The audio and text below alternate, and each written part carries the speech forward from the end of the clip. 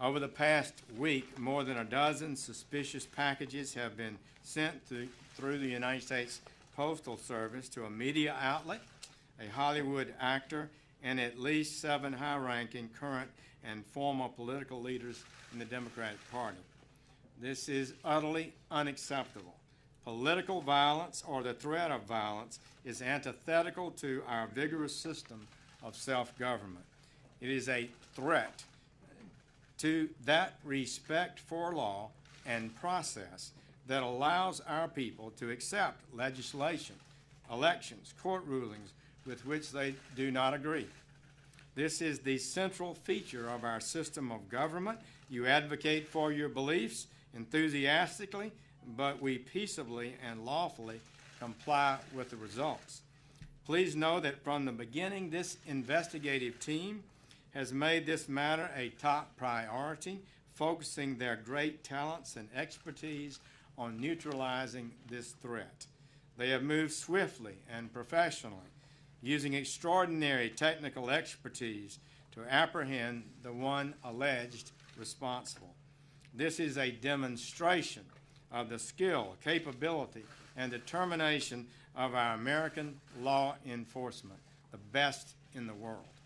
So I am pleased to participate in this announcement that a suspect is in the custody of the FBI. I want to remind everyone that the defendant in this case, as in every case, is innocent until proven guilty. He has been charged today with 5 federal crimes, including interstate transportation of an explosive, illegal mailing of explosives, threats against former presidents and certain other persons, threatening interstate communications, and assaulting current and former federal officers. For these charges, the defendant faces up to 58 years in prison. These charges may change or expand as the investigation proceeds. This is a law and order administration. We will not tolerate such lawlessness, especially not political violence. And so I want to thank FBI Director Wray and his team, all of our law enforcement partners who are here, ATF, Secret Service, Postal Inspectors, Capitol Police, and New York City Police Department, and the United States Attorney Berman of the Southern District of New York, and U.S. Attorney for the Southern District of Alabama, Ariana Orsham. Federal, state, and local law enforcement officers from across this country responded immediately to the cause and contributed to this effort. We are proud of each one of them. I want to reiterate the defendant in this case is innocent until proven guilty.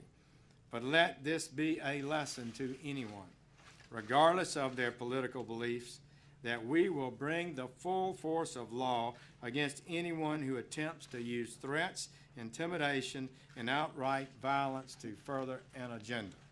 We will find you, we will prosecute you to the fullest extent of the law. And now Director Wray, who's done an incredible job leading this effort over the last few days, he will give us the details of today's important arrest. Chris?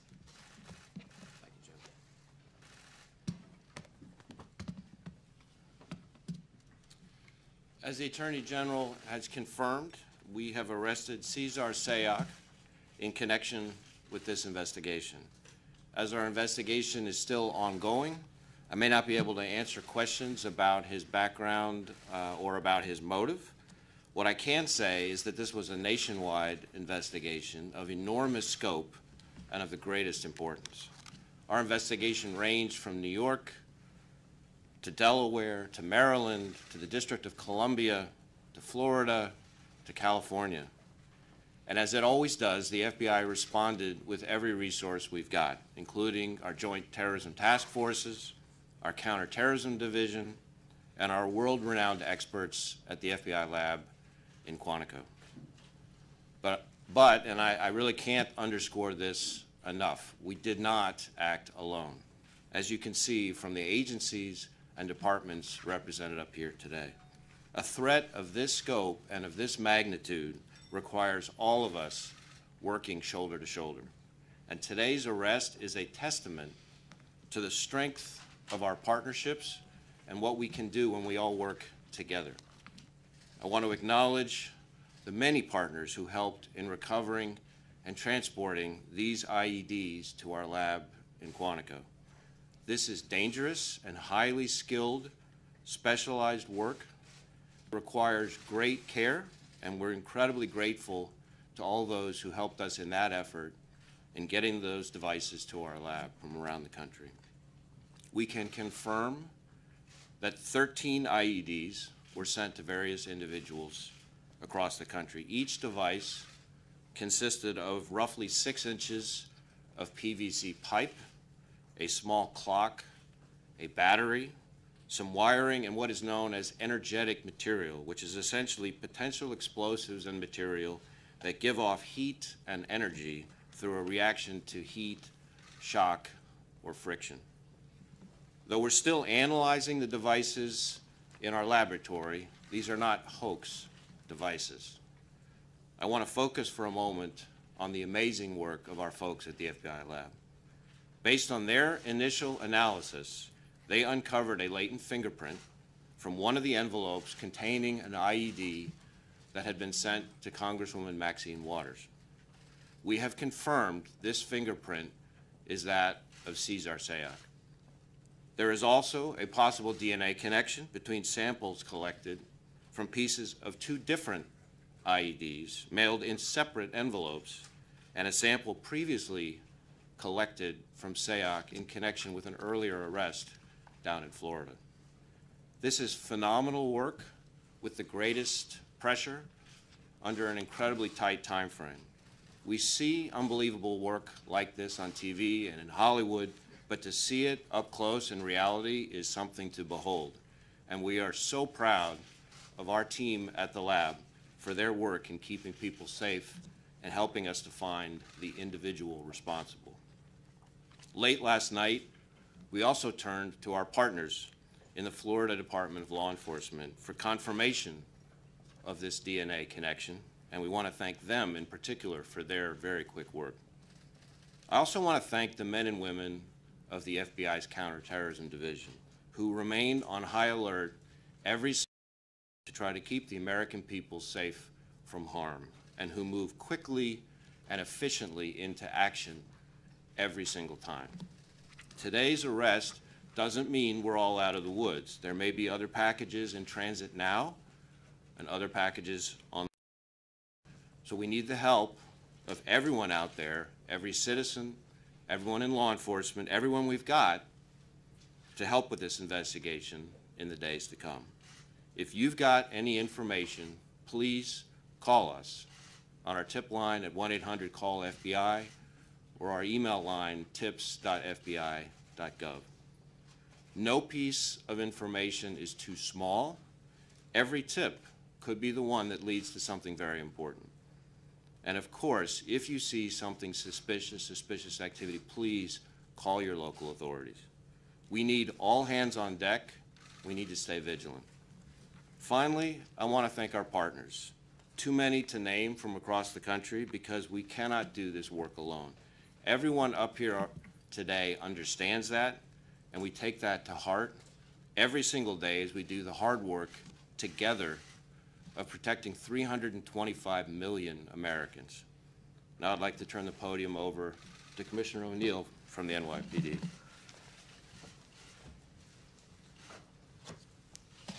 Thanks, Chris. Good afternoon, everyone. Of the men and women of the NYPD, quite frankly, all the people in New York City, I want to commend and thank all of our local, state, and federal law enforcement partners in this effort, including the Attorney General's Office and the U.S. Attorney's Office for the Southern District of New York.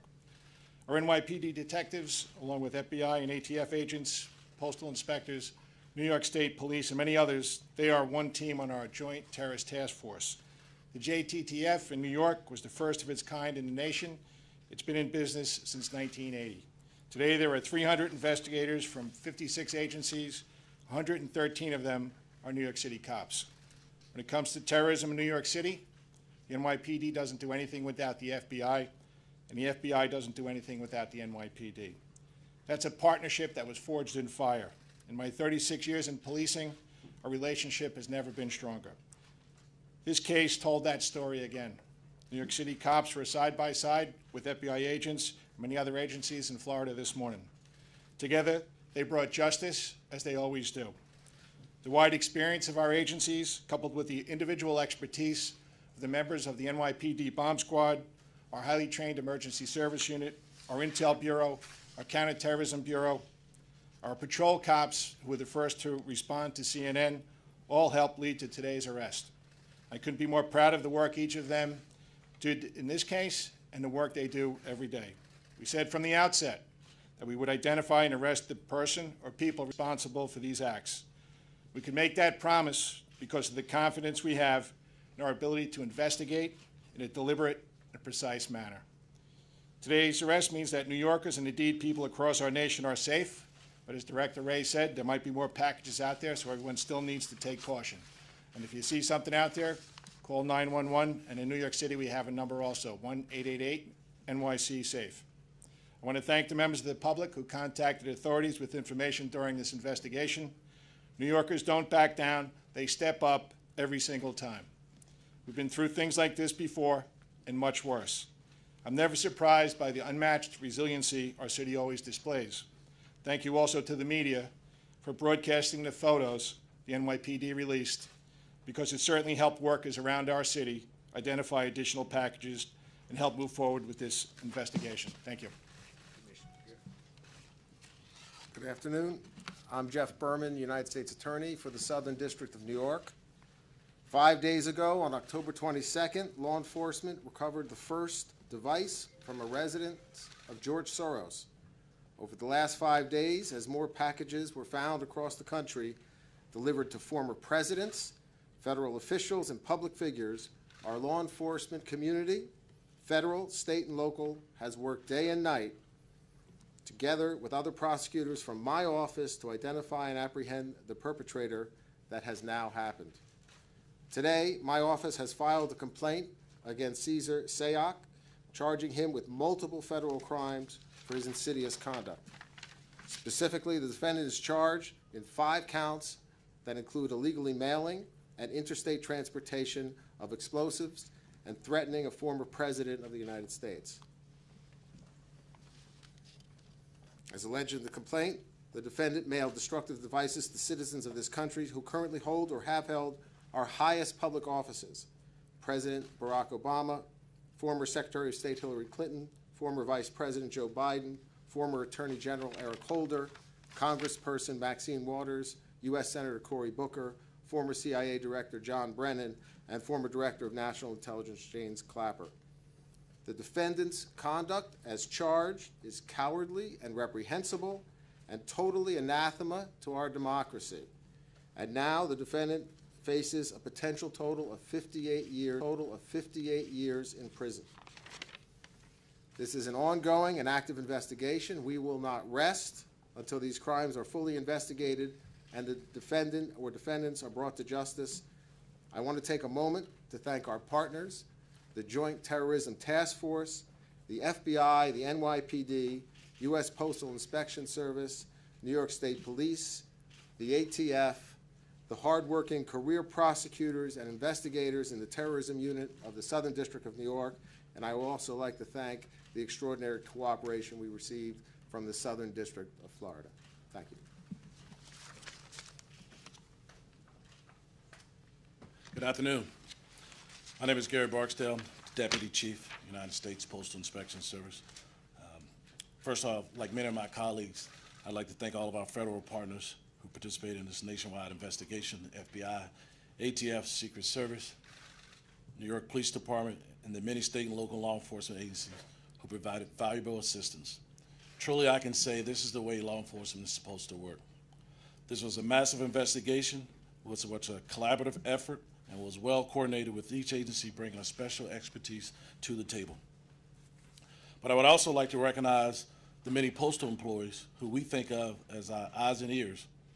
We appreciate the diligence and awareness. In fact, it was a postal employee this morning that alerted us to one of these suspicious parcels.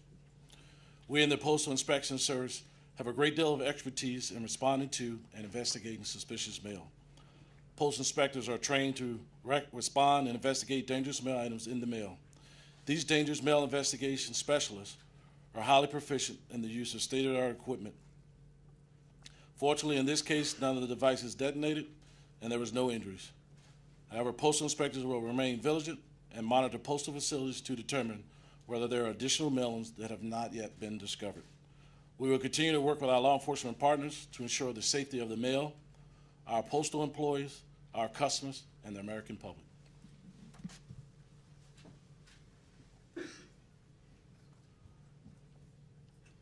Good afternoon. Tex Ellis, the Secret Service Director. Just as the other speakers have emphasized, I just want to comment on the importance of cooperation here. We were in the forefront of this with receiving early packages on Tuesday and Wednesday, and fully engaged with the Joint Terrorism Task Force and other federal partners, and just want to acknowledge the great work done by the FBI, ATF, the Postal Service and inspectors, New York City Police, Capitol Police, and then the different states involved, New York, Florida, California, Delaware, Maryland, and even the District of Columbia. So, and I also want to spend just a few minutes to emphasize how seriously the Secret Service takes these threats, how important it is to provide protection to our protectees, including former presidents and the current president and vice president, and just thank our agents and officers and analysts who not only investigate cyber and financial crime, but provide world-class protection to our protectees. I think they've done outstanding work here. I would just also remark that since Tuesday, along with Director Wray, this has been our #1 focus of the agency, is to find the perpetrators of these incidents and to bring them to justice. Thank you. With that, we'll take a few questions. Pete? Mr. Wray, can you tell us, along the lines of how fast this moved, when did you or folks isolate the fingerprint? So each of the devices was being brought through what are called total containment vehicles to our lab, and they were coming kind of seriatim. And we received some of them. The first two that we received were the devices that were sent to former President Obama and the DC package that was sent to Congresswoman Waters. And so the analysis began on that, I think, yesterday, and we were starting to receive information over the course of the last 24, 36 hours. So it was found yesterday. I don't have the exact time, but that's ballpark. Here. Question for Director Wray and Attorney General Sessions. Can you describe your reaction to when you got word that there was a latent fingerprint that might lead you to a suspect? And also, could you give us a sense of why the devices may not have exploded? So what was the second part of the question? Any sense of why the devices did not explode? So on the first part, my reaction to hearing that we had a possible match just validated my unbelievable faith and confidence in the men and women of law enforcement, and in particular of the FBI lab. There's a reason why the FBI's lab is known as one of the very best in the world, and the folks who work there are extraordinary. And once I knew that they had a print, I was pretty confident that we'd be able to find the right person. As far as the devices themselves, it's important to say, as is in the complaint, that even if the devices, and we're still trying to determine whether or not they were functional, as they say, so we're doing all kinds of analysis on that to make a definitive determination, but they did contain energetic material, which, if subjected to the right combination of heat or shock or friction, could be dangerous to the public, and the public should treat any device like that accordingly. Attorney General Sessions, could you tell us plainly, why was he targeting Democrats? I don't know, other than what you might normally expect. He may have been appears to be a partisan, but that would be determined by the facts as the case goes forward, and I'm not able to comment on that. Is he cooperating? We're not going to be discussing where the investigation stands at this time. I'm just curious what role you think the rhetoric in the political arena might have played in this, and is that giving you more work? We're focused not on the talk, but on the work of the men and women of law enforcement here, and the work that was done over the last week is something that should make every American proud and grateful, and it's too early at this stage for us to be discussing motivation in this particular case. But just a follow-up, are you concerned that nasty political rhetoric might motivate someone who's predisposed to violence to act out? We're concerned about people committing acts of violence under any motivation. Kevin? Director, do you believe that he's the only one involved in this campaign? And you continue to make reference to other devices that might be out there. Do you have any sense of how many that are still in the stream? So, as I said at the outset, and I think the Attorney General said as well, this is very much an active and ongoing investigation.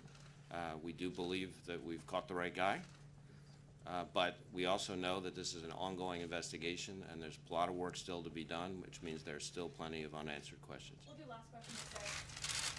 Well, that might, yeah, that was my question.